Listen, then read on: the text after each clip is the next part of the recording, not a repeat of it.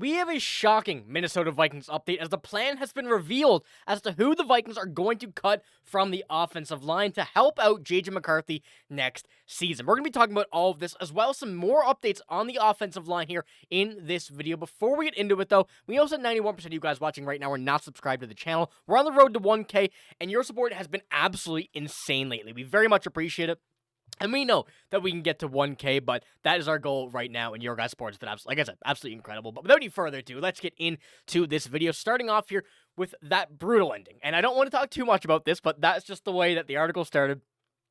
The brutal ending, that was the way one of the best regular seasons in franchise history could create the urgency for change from GM Kwesi Adofo-Mensah and Minnesota's front office. With that topic on mind, ESPN's Bill Barnwell predicts that the team will explore cutting former first-round center Garrett Bradbury in an attempt to upgrade the protection for young QB JJ McCarthy in 2025. So this little small update right here, with more to come in a minute, has provided us with so many updates regarding what the plan is for next season for the Minnesota Vikings. First of all, cutting former first-round pick Garrett Bradbury is certainly an option that the Vikings have been looking to explore for, a little while. We haven't seen too much success coming from this offensive line, especially coming from Garrett Bradbury at the middle of all of this.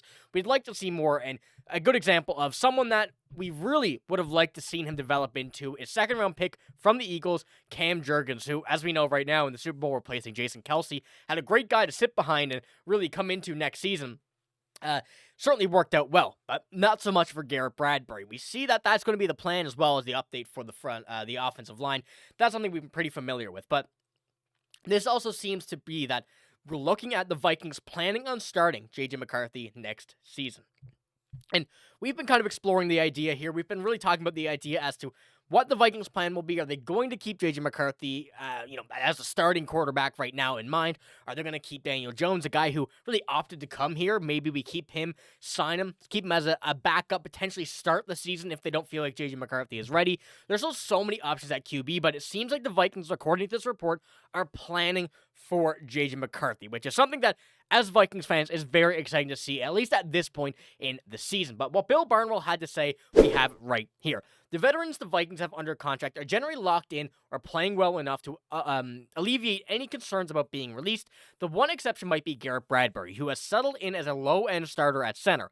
At the same time, his $5.3 million compensation for 2025 isn't outlandish for a veteran in that range. If the Vikings want to upgrade, his unguaranteed contract could be vulnerable, but it's more likely he'll be back as the Week 1 starter. Now, really contradicting reports here from Bill Barnwell as well as that report, but the Vikings exploring this and at least trying to put it out there and planning almost to cut Garrett Bradbury and extend a full, plan to upgrade this offensive line is something that Vikings fans should be very excited about. We've been experiencing this offensive line for quite some time, and I will pull up the offensive line here before we get into that next report. We know that this is not the best. Obviously, the start of the season, pretty good. Started off solid, especially with everybody healthy. As we progressed, we start to see more pressure on Sam Darnold, more pressure on, Aaron Jones in the backfield, and really the whole system started to really collapse in front of Sam Darnold, and we cannot afford to do that. And, what would have changed if the Vikings didn't allow 9 sacks against in that game against the Rams in the wild card? So much to think about on these, the latter fact of it. But when we're looking at the offensive line, obviously, Brian O'Neill, a guy very solid, quite a bit of injury history, however, which is a bit concerning. And Cam Robinson coming into the start of this, or the middle of this season, after the injury to Christian Darrisaw against the first game against the Rams, who ultimately went down. It was a huge loss for the Vikings. Those two, I think, Brian O'Neill and Christian Darrisaw, pretty locked in at tackle. Those are some solid options that the Vikings have, especially with one of, if not the best left tackle in the game, and Brian O'Neill, who, when healthy, is a very, very solid tackle. Then we go to our guards and center. Not at all the best. We had Eddie Ingram playing for quite a bit this season, as well as last season. We know that didn't work.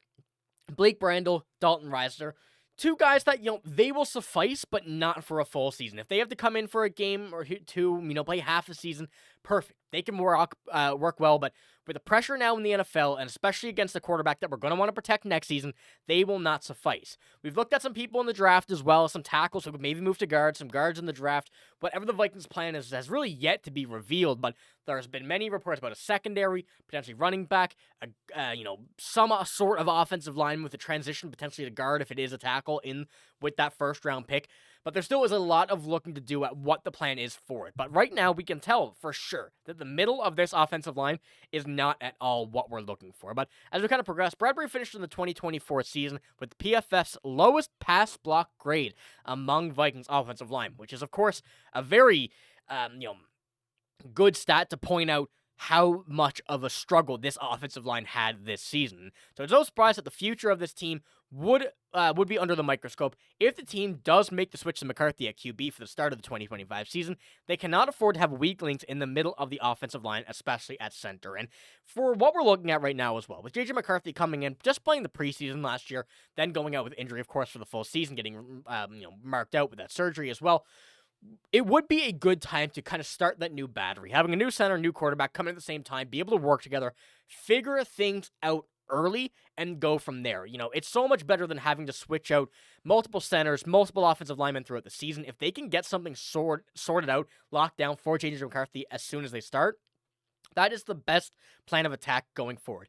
We know that JJ McCarthy has the best assets right now, arguably in the NFL, with Jordan Addison, Jalen Nailor, Justin Jefferson, with, of course, Aaron Jones potentially coming back with a report that I'm going to bring up here in a different video, and as well as one of the best tight ends, if not the best tight end in the league, bit of a Minnesota bias, of course, and TJ Hawkinson. He has the weapons to be an elite quarterback starting off early. Now, the weakest link, though, offensive line for sure, and as these reports have been released showing us that we need to have something locked down at the beginning of JJ McCarthy's regular season for this year. Not even regular season, beginning of the preseason.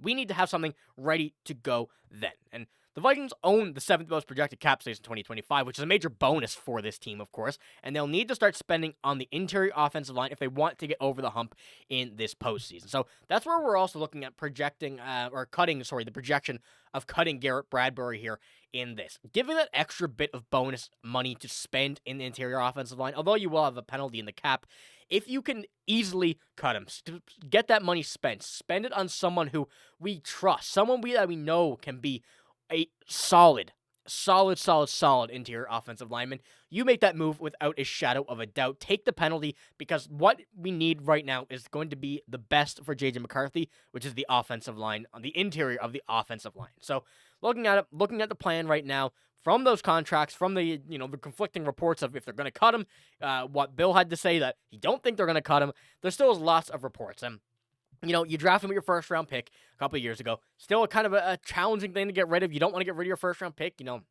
He's not old at all, really. When we're looking at Garrett Bradbury, still so much potential in him, but we need something that can be solid right now and not down the line, especially with JJ McCarthy now. And with the injury, you don't want any risk of re-injury. And we've seen quarterbacks as of late in the NFL, once they get hit, it could be bad. It's looking bad. And things like that always kind of give you a fright when you see your quarterback take a shot, no matter what, who, where it is, and all the kind of pieces that go along with that. You want to see the best for them, but that will be the biggest part of the Vikings' plan going into free agency, especially, more so than just the draft and everything. But regardless of the offseason, it's a very, very, very big one. Our final little screenshot here.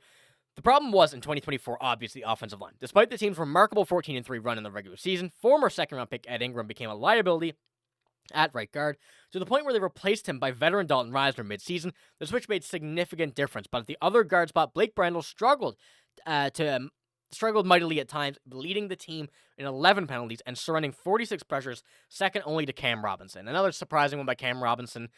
Obviously a stellar tackle, but coming into a scheme different, going from the Jaguars to the Vikings, being a lot more pressure, having a whole different system, it definitely was a struggle for him, and it was no doubt that it was, but regardless of where he goes, regardless of where he ends up going, he will be another fantastic tackle, and we do very much appreciate his aid here with Christian Darrisaw's injury, but of course, there still is more changes need to be made by the Vikings. The interior offensive line is this one. Let me know who you think that we could get. We've mentioned a few here on the channel before. Trey Smith from the Chiefs, potentially whatever's going to go on with him. a few coming out of the draft. What do you think is going to happen? Obviously, there's going to be some moves. We want the best, so what do you guys think is going to happen? But that's all I got in this video. If you did enjoy it, give it a like, hit the sub button as well. But I am signing out. Thank you for watching. Hope you have a great day. See you later.